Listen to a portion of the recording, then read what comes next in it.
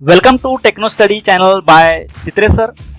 सित्रे सरांच्या techno study चॅनलमध्ये सर्वांचं सहर्ष स्वागत. In this session we will study FYJC, that is 11th Physics, Chapter 8, Sound, Part 3.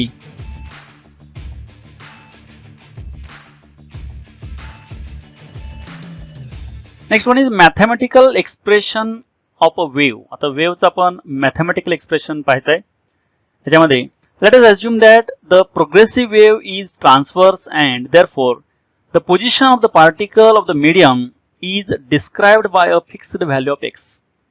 आपण आता प्रोग्रेसिव्ह वेव्ह जी आहे ही progressive wave transverse wave consider करायची आहे. त्यामध्ये पार्टिकलची पोझिशन जी आहे ही पार्टिकलची पोझिशन आपण फिक्स कन्सिडर केली. एक्स आपण त्याला मानलं फिक्स पार्टिकल पोझिशनला. समजा या डायग्राममध्ये पहा, ही समजा पार्टिकल इथं आहे. ही पार्टिकलची पोझिशन जी आहे इथून स्टार्टिंग पासून इथं एक्स अंतरावर आहे असं आपण मानलं, फिक्स केली ही पोझिशन पार्टिकलची. तर ह्याला आपण जर्क दिल्यानंतर मुवमेंट दिल्यानंतर the displacement from the equilibrium position can be described bye Y. आता पार्टिकल जे आहे पार्टिकल व्हर्टिकल मोशन करतात, अप अँड डाऊन मोशन करायला, व्हायब्रेशन्स ऑसिलेशन करतात. तरी पार्टिकलची डिस्प्लेसमेंट जे आहे, विस्थापन जे आहे हे आपण वाय न दाखवलं. ही व्हर्टिकल मुवमेंट जे आहे ही वाय न दाखवलं आणि हॉरिझॉन्टल मुवमेंट जे एक्स ही एक्स न दाखवले पार्टिकल पोझिशन. तर ह्या वेव्हचं इक्वेशन जे आहे Y function of X T equal to A sine of K X minus omega T plus phi. This is the equation of this transverse progressive wave. ही जी transverse wave तयार झालेली आहे ह्या वेव्हचं इक्वेशन आहे. ह्याच्यामध्ये ए हा एम्प्लिट्यूड आहे, के कॉन्स्टंट आहे, propagation constant, angular frequency omega and phi is the phase are all these are the constant at particular instant say T equal to T naught. तर हेच इक्वेशन आपण एक ठराविक टाइम जे आहे टी नॉट टाइमसाठी पुन्हा हे लिहायचं आहे. त्यामध्ये ह्यामध्ये असे चेंजेस होईल पहा. Y function of X T naught equal to A sine of K X minus omega T naught plus phi. This is the equation of this wave at particular time instant T equal to T naught. T equal to T naught ह्या particular टाइमसाठी हे वेव्हचं equation आहे.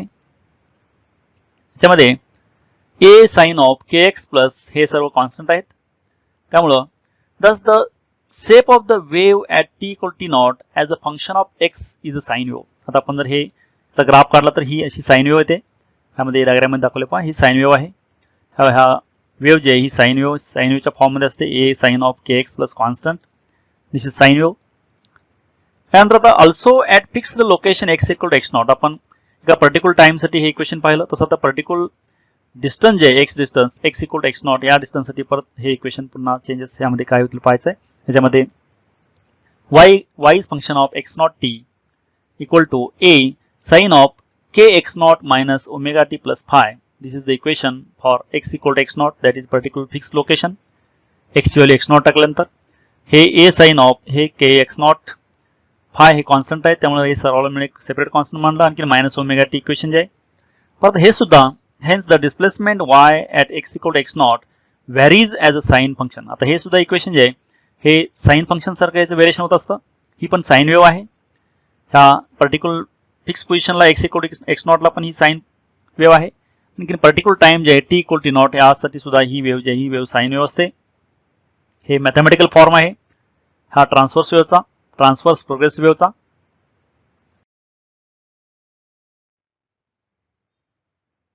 आता ही wave जी आहे thus a wave travelling along the positive X direction. आता ही वेव्ह जर पॉझिटिव्ह एक्स डायरेक्शनला ट्रॅव्हलिंग होत असेल तर ह्या वेव्हचं इक्वेशन जे आहे हे equation Y function of X T equal to A sine of K X minus omega T plus phi. This is the wave travelling along positive X direction. Positive X डायरेक्शनला wave जर travelling होत असेल त्याचं हे वेव्हचं mathematical expression आहे, mathematical equation आहे. जर thus a wave travelling along the negative X direction, हीच वेव्ह जर आता निगेटिव्ह एक्स डायरेक्शनला चालली तर त्याचं इक्वेशन जे आहे फक्त ह्यामध्ये इथं मायनसच्या ठिकाणी जर प्लस येतं.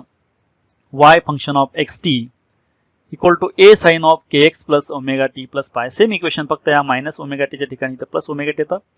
म्हणजे हे equation of this wave travelling along negative X direction आहे. यामध्ये Y function of X T जे आहे displacement as a function of position X and time हे जे डिस्प्लेसमेंट वाय आहे, व्हर्टिकल डिस्प्लेसमेंट वायचं पार्टिकलचं ऑसिलेशन जे होतं असं to and fro motion, back and forth motion जे आहे, मीन पोझिशन अबाउट, ह्याचं वायनं दाखवलेलं आहे डिस्प्लेसमेंट. आणि हे डिस्प्लेसमेंट एक्स पोझिशन जे आहे, पोझिशन एक्स आणि टाइम टी ह्याच्यावरती अवलंबून असतं वाय डिस्प्लेसमेंट. ए जे ही अँप्लिट्यूड ऑफ द वेव्ह आहे, हे मीन पासून पार्टिकल एक्स्ट्रीम पोझिशनला किती पण अंतर आपण जातो, maximum displacement on either side हे आपण अँप्लिट्यूड म्हणतो. ए ही अँप्लिट्यूड आहे ह्या इक्वेशन मध्ये ए. ओमेगा ही फ्रिक्वेन्सी ऑफ द वेव्ह, ही फ्रिक्वेन्सी आहे अँग्युलर. त्यानंतर के जे आहे अँग्युलर वेव्ह नंबर, हा कॉन्स्टंट आहे के. आणखी K X naught minus omega T plus phi हे एंटायर टर्म जे आहे याला argument of the sinusoidal wave and is the phase of the particle at X and T. हा संपूर्ण जे आहे याला ह्या ब्रॅकेटला पार्टिकलचा फेज म्हणतात, पार्टिकलचा फेज दाखवतं. हा संपूर्ण ब्रॅकेट जे आहे, हा आर्ग्युमेंट जे आहे फेज दाखवतं, हे ह्या इक्वेशन मधल्या टर्म्स आहेत.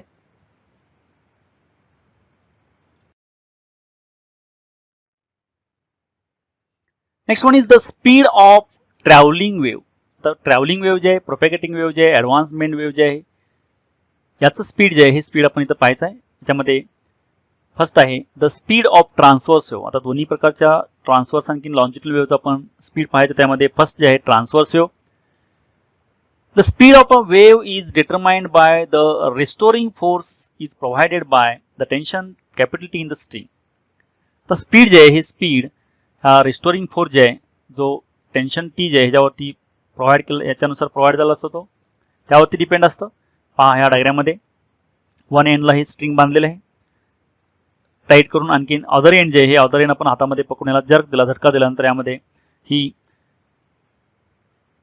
ट्रान्सव्हर्स वेव्ह फॉर्ममध्ये ह्या काहीतरी पर्टिक्युलर टेन्शन आपण याला इकडं पुल केलं, ओढलं, तर ह्या स्ट्रिंगमध्ये ताण येतो. तो ताण जे आहे, टेन्शन जे आहे ते आपण टी मानलं, तर यामध्ये फॉर्म होणारी जी वेव्ह आहे, ही वेव्हची व्हेलॉसिटी किंवा पर्टिक्युलर व्हेलॉसिटी ही वेव्ह जे इकडे मूव्ह होते, ही व्हेलॉसिटी आपण इथं पाहायची आहे. ह्यामध्ये ह्याच the inertial property, that is the linear mass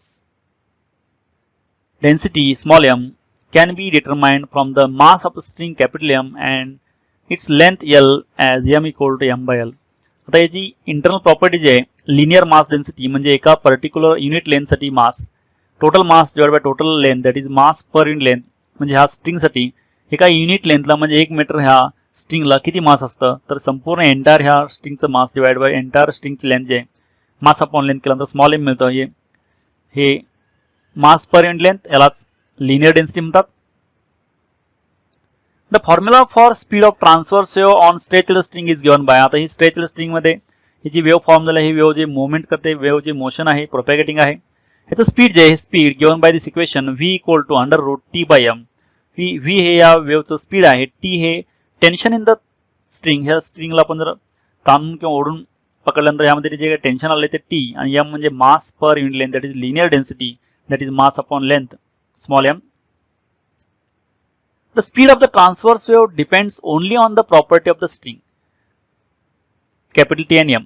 तर हे ट्रान्सव्हर्स वेव्हचं स्पीड जे आहे हे ओनली ह्या टेन्शनवरती, ह्या स्ट्रिंग मधल्या असणाऱ्या टेन्शनवरती आणि ह्याच्या मास पर युनिट लेंथवरती डिपेंड असतं.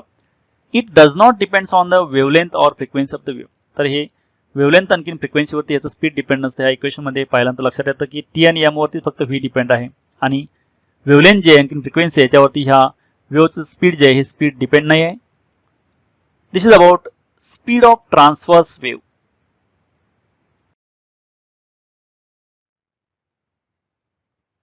Next one is the speed of longitudinal wave. आता आपण लॉन्जिट्युडनल वेव्हचं हे स्पीड पाहायचं. ह्यामध्ये in case of longitudinal wave, the particles of the medium oscillate forward and backward along the direction of the wave propagation.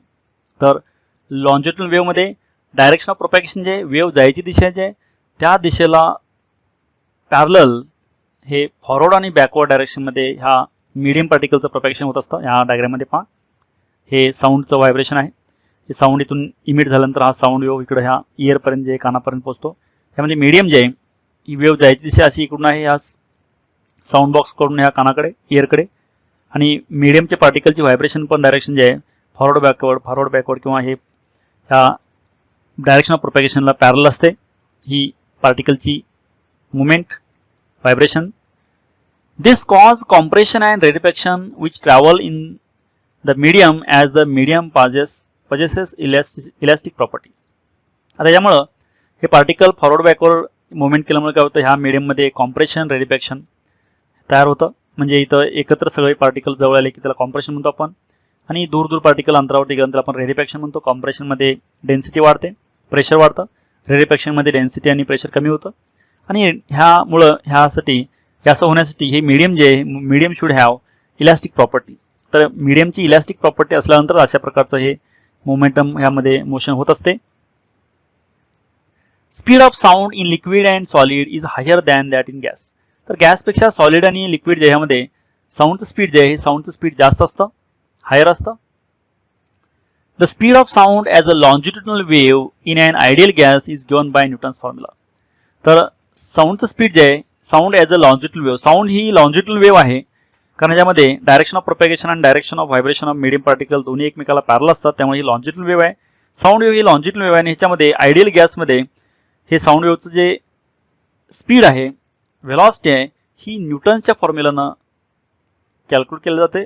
न्यूटनच्या फॉर्म्युलानं given आहे, न्यूटनच्या फॉर्म्युलानं दिली जाते. ते आपण आता न्यूटनचा फॉर्म्युला यामध्ये पाहायचा आहे. त्या लॉन्जिट्युडनल वेव्हसाठी, साऊंड वेव्हसाठी, स्पीडसाठी हा आपण न्यूटन्सचा फॉर्म्युला आपण इथं पाहूया.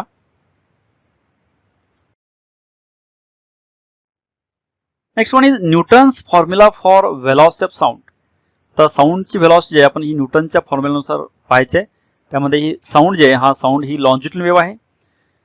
Propagation of longitudinal wave was studied by Newton. ह्या लॉन्जिट्युडनल वेव्हचं प्रोपॅगेशन जे आहे, डायरेक्शन ऑफ ॲडव्हान्समेंट जे आहे, हे न्यूटननं स्टडी केलेलं आहे. ह्याच्यामध्ये sound wave travel through a medium in the form of compression and rarefaction. तर साऊंड वेव्ह जी आहे, ही साऊंड वेव्ह अशी कॉम्प्रेशन आणखी रेडिफॅक्शनच्या फॉर्ममध्ये ट्रॅव्हल होत असते.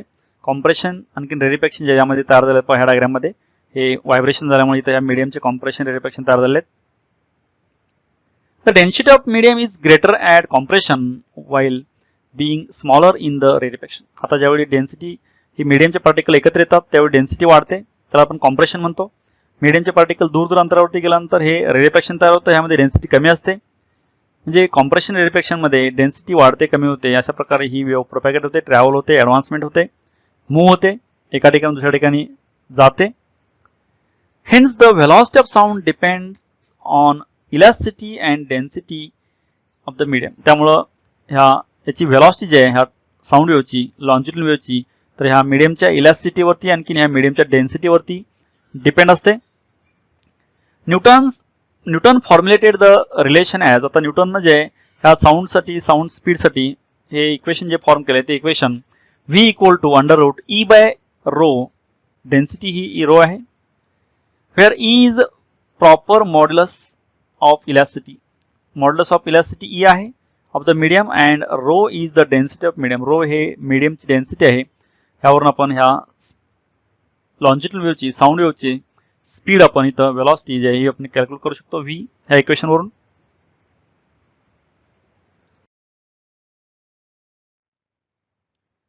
Newton assumed that sound wave propagation in air is an isothermal process. तर सायंटिस्ट न्यूटन जे आहेत यांनी साऊंड वेव्हचे प्रोपॅगेशन आहे एअरमधून हे आयसोथर्मल प्रोसेस कन्सिडर केले. आयसोथर्मल म्हणजेच काय, टेम्परेचर रिमेनिंग कॉन्स्टंट. तर ह्या प्रोसेसमध्ये टेम्परेचर कॉन्स्टंट असतं त्याला आपण आयसोथर्मल प्रोसेस म्हणतो. And isothermal change is called isothermal bulk modulus and is equal to the atmospheric pressure P. ज्यावेळी ही आयसोथर्मल प्रोसेस असते त्यावेळी ही बल्क मॉड्युलस जे आहे हा ॲटमॉस्फिअरिक प्रेशर इतका असतो पी. त्यामुळे त्या इक्वेशनमध्ये hence Newton's formula for speed of sound in air is given by. आता तो फॉर्म्युला जे आहे जो V equal to E by rho होता त्यामध्ये ईच्या ठिकाणी पी आलेला आहे, कारण इथं मॉड्युलस जे आहे बल्क मॉड्युलस हा इथंच प्रेशर असतं म्हणून आपण ईच्या ठिकाणी पी रिप्लेस केलं आणि हे रो आहे. पी बाय रो हे व्ही आहे, velocity of sound. As atmospheric pressure is given by P equal to H rho H D g and at N T P. Atmospheric pressure जे आपण ह्या formula काढू शकतो, प्रेशर, हाईट, डेन्सिटी, ग्रॅव्हिटी. नाव velocity. आता यामध्ये value जर आपण पुट केला, सायंटिस्ट न्यूटनने यामध्ये व्हॅल्यू पुट केला आणि ह्याची व्हॅल्यू जर कॅल्क्युलेट केली, हाईट, डेन्सिटी आणखी ग्रॅव्हिटी आणि ह्या प्रेशरमध्ये, तर ह्याचा आन्सर 279.9 मीटर पर सेकंड एवढी व्हेलॉसिटी आलेली आहे ॲट एन टी पी. पण this value is velocity of sound at 0 degree and experimental value is 332 metre per second. Theoretically ह्यामध्ये व्हॅल्यू पुट केल्यानंतर इतकी व्हॅल्यू आलेली आहे, पण प्रॅक्टिकली मेजर करून पाहिल्यानंतर ही व्हेलॉसिटी जी आहे ॲट 0 डिग्री टेम्परेचर हे 332 आलेले आहे. त्यामुळे ह्याच्यामध्ये this experimental value is 16% greater than the value given by the formula. फॉर्म्युलाने जी काही आपण व्हॅल्यू काढली ही 16% ग्रेटर आहे ह्या व्हॅल्यूपेक्षा. ॲक्च्युली प्रॅक्टिकल व्हॅल्यू ग्रेटर आहे. त्यामुळं त्यामध्ये डिफरन्स आलेला आहे ह्या व्हॅल्यूमध्ये. Newton could not give satisfactory explanation of this discrepancy. त्यामुळं न्यूटनला याच्याविषयी एक्सप्लेनेशन देता आलेलं नाही की व्हॅल्यू यामध्ये फरक का आलेला आहे. म्हणजे प्रॅक्टिकल व्हॅल्यू जे आहे आणखीन थेरॉटिकल व्हॅल्यू ह्याच्यामध्ये 16%चा फरक आला आहे, पण याचं एक्सप्लेनेशन न्यूटनला देता आलेलं नाही. त्यामुळं it was resolved by French physicist Pierre Simon Laplace 1749 to 1827. तर याचं एक्सप्लेनेशन जे आहे हे सायंटिस्ट लॅपलास जे आहे सायंटिस्ट लॅपलासनं एक्सप्लेनेशन देऊन ह्या फॉर्म्युल्यामध्ये करेक्शन केलेलं आहे. हा फॉर्म्युला जे आहे न्यूटनचा v = p/ρ यामध्ये लॅपलास सायंटिस्ट जे आहे यांनी करेक्शन केलेलं आहे.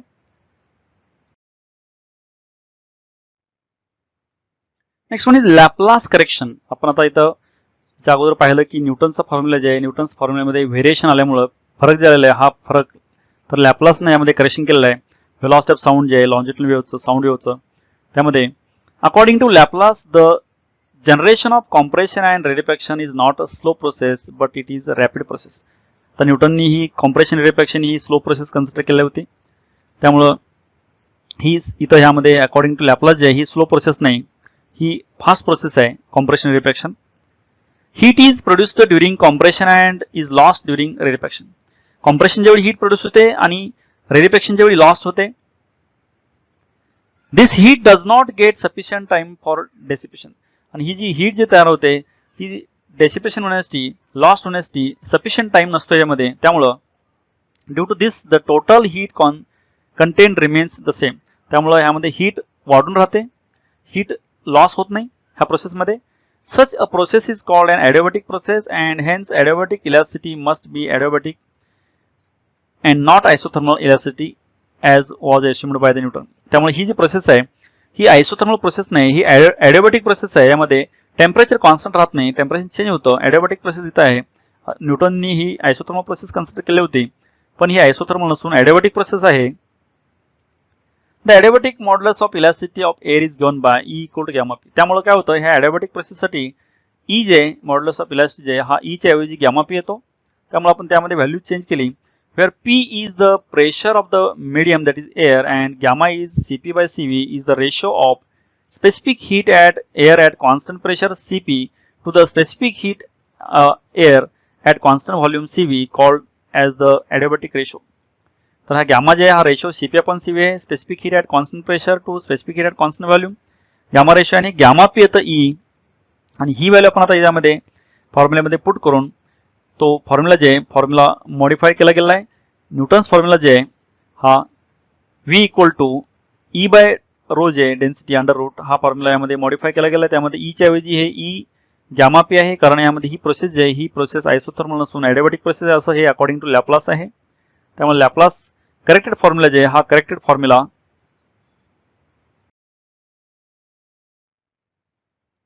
त्यामुळे लॅपलास करेक्टेड फॉर्म्युला जे आहे Newton's formula for speed of sound in air as modified by Laplace. त्यामुळे लॅपलासने यामध्ये मॉडिफाय केल्यानंतर हा फॉर्म्युला असं झालेला आहे v = √γp/ρ.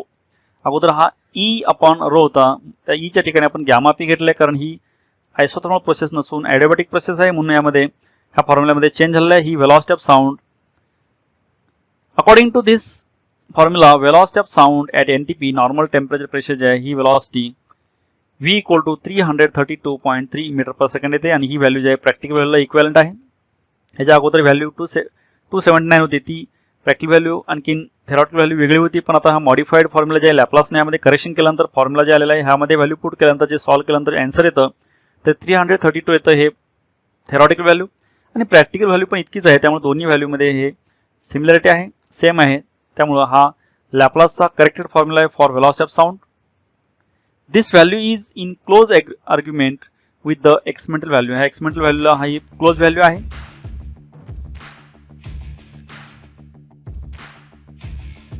Thank you for watching this video. Keep watching videos, and for other videos see description box of this video, and don't forget to subscribe, like and share.